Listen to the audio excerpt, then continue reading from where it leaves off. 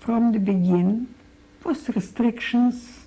The Jewish people could go only between 2 and 3 to the market, buy what nothing they could buy really, piece of bread, a bit of water with milk, something else like that, and at 3 o'clock you had to run and go home because you were killed right away. And right away we had to have this little, what I have home here, not here, but such a little white band with a moon do it, and it's written, the Jew. And we had to have this 10 of them because sometimes little child would tear off and you just have to put out. So always was in my brassiere or whatever, 3 more that put right away another one. This was my mother's job, always to remember, because they used to start to take people, young children already, to gas chambers. We didn't know there's a gas chambers like to concentration camps, because they used to say the children until 13 eat bread for nothing, and people after 40, they eat bread nothing. They need just people to work. I was the one being 19, my husband 25. We were the best material of work. And many times, like on a Shabbos morning, they would come to your home, take away my husband's brothers. Erush was 10 years old, the other was 13. And they started to load them to trains already. Some of them, when they found smaller children, we still was home, they would make them, they should themselves open the make graves, put them into the graves in the presence of my eyes, and hundreds of children were screaming, Mama, Mama, or Shema Israel, and the earth was really shaking and they were gone. But tomorrow nobody was talking about, among the Jewish people even, because there was every day brought something else.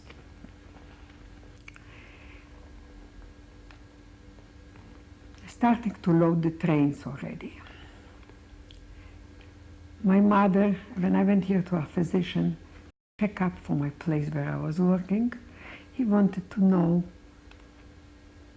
what diseases had my mother, my father, and I said to them, I can't furnish you with anything, because my mama was 46 and Papa 47. Now when they would be alive, they would be 97 and 98. There were no sickness. I remember that my father had a toothache. It was a tragedy in the home that they want to go to movies and daddy has toothache.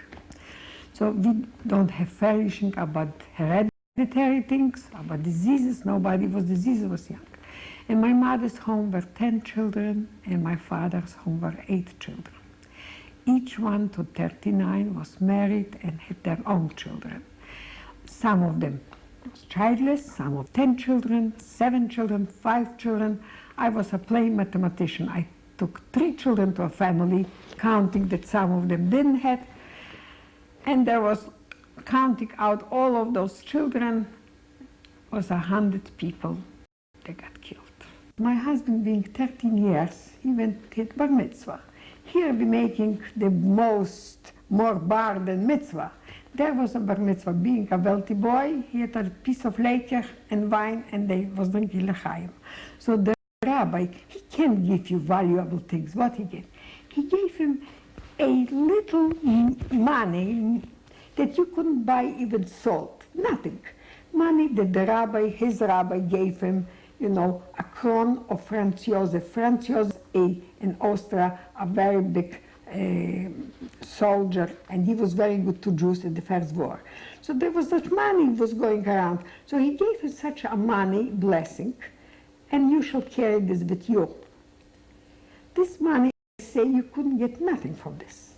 But the money showed, on one side was 1, this means like 1 krona, and at the other side, picture of this Franz Josef.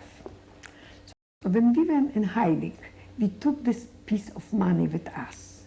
And this was our, if you can't use, if you read books, philosophical books, I remember Tagore, the Indian philosopher, said, happiness is there where person is. So we didn't know what to do. We're in the woods and here's blood. And we don't know to go to the right, to the left. He couldn't ask me, I couldn't ask him. We didn't know which way. This way we would go, we would be free. This way we would be killed. So we would always throw this money. And this was like that. Whereas a person, we said that a person wants to kill us, you can nothing do. There is one God. And he will bring you to the right place. And this would be always, this was our, we couldn't go consult, no rabbis, no doctors, it was just me and him, nobody else. And this we had the money. Having all the time when he was 13, till we were liberated, we had the money for him. So this was his girlfriend was there in the house for 6 days. He couldn't come in for 2 days at all. And we were sitting in this grave, what was the size of a very little refrigerator in a hotel. Very little, that just we both could lay down one on top of each other. So I saw I'm not dying from hunger, but I'm dying from thirst. So my husband said, Mommy, I have a very good idea, very quietly. I will cry and you will lick the tears. And after you will cry, and I will lick the tears. I didn't say nothing, but he said, they're so sweet, so salty, so good. It was also very romantically put in, even in this time of this tragedy. So this Yorok knew where we will be. So when we finished this, he brought us to this mayor's house, to the Ukrainian man. And they just found themselves bars and drinking. They were happy, it's finished, what they care, you know. And we were they took us to this bar thing. And we came there, this guy came in, this Misko Jurek came in, and he brought clothes from him and his wife. They wearing those regional clothes, you know, like you have them here, like in Greece. And this beautiful embroidered blouses was a real irony. Here I am with a torn shirt, without a brassiere, without panties, naked, and here he brings me this shirt with beads. And my husband such long pants in a white shirt outside and embroidered hair. We should be dressed like the farmers. He came in the middle of the night to the mayor, and he said, I want to have these people. The mayor probably was the same like the Ukrainians. He didn't care anymore. But he says, not in my house. They have to go away. We left the needles. We left the syringes. We left the serum. I don't think who had the time refrigerator to.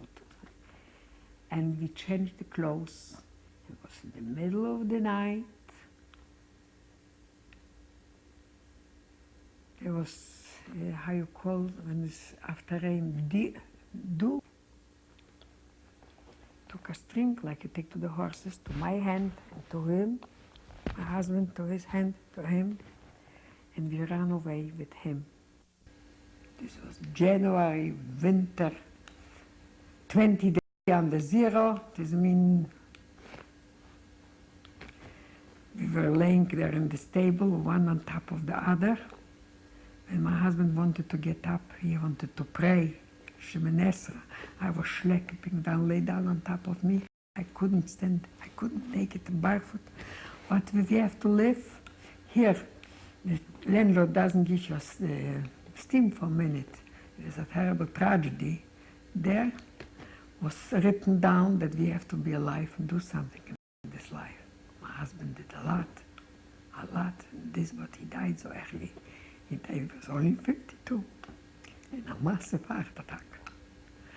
Because he said, God make me to live through the war, not just eat and sleep. You shall never have nothing. We went to a beautiful wedding, a doctor's reception in Waldorf Astoria. I went to Walmart and I bought a little diamond for $1 and earrings. I still have them. And when I go, I put them on. A jeweler doesn't understand. Thinks she wears a diamond. Who cares? No, this never was important for